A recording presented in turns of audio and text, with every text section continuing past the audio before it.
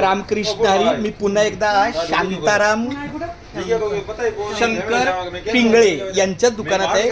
या त्यांच्या सौभाग्यवती आहेत रतन शांताराम पिंगळे आणि शांताराम माऊलींचा हे चिरंजीव आहे धीरज. त्यांच्याशी आता माझं बोलणं झालं. आपली दिंडी 20 वर्षापूर्वी इथे यायची तर ते बोले हा बरोबर यायची. त्यांनी अगदी सांगितलं सकाळ सकाळी यायचे, आम्ही नाश्ता वगैरे द्यायचो आणि ते जायचे. पण गेली 20 वर्षे कोणीच आलं नाही. तर आम्ही त्याला सांगितलं मला अशी अशी आमची मार्ग जरा चेंज झाला होता. तर आता पुन्हा एकदा देवाच्या कृपेनं आपला मार्ग पुन्हा भिंगारी या इथून जात आहे. तर आमचा रात्रीचा मुक्काम कुठं असतो माहिती आहे का? विठ्ठलवाडी. कुठली विठ्ठलवाडी? इकडची चिंचपाडा. हा, आता अशा पद्धतीचा आहे. खूप छान, धन्यवाद. बाबांना पण भेटलो बघा. हे आमचे पिंगळे माऊली रामकृष्णारी आणि हे त्यांचा परिवार आहे.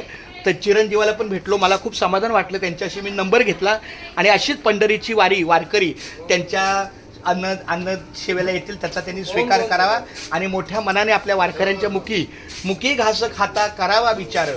कशासाठी मी हे अन्न सेवणार, माझ्या हातून घडू दे शुभक्त सेवा, म्हणूनच मिळवी शक्तिमुक्ती देवा. ही जाणकार मंडळी आहे. त्यांना कल्पना आहे की आपल्याकडे वारकरी आले 30 का 35 काहीतरी आहेत. ते त्यांच्या पद्धतीनं सकाळच्या साधारण 7:30-8 वाजेपर्यंत आम्ही येईल. काय वारकऱ्यांच्या मुख्य तुम्हाला कारण आमचं दुपारचं जेवण आहे ना 12चं कोळख्याला असतं. इथं नाश्ता झाला ना की कोळख्याला आपलं हे आहे जेवण. तर त्या वेळेत आपलं तिथं पोहोचलं पाहिजे. इथून डायरेक्ट वरतीच निघणार या मेन रोडला. हा, कोळखा दुपार आहे. अहो विठ्ठलवाडीला आदल्या रात्रीचा मुक्काम.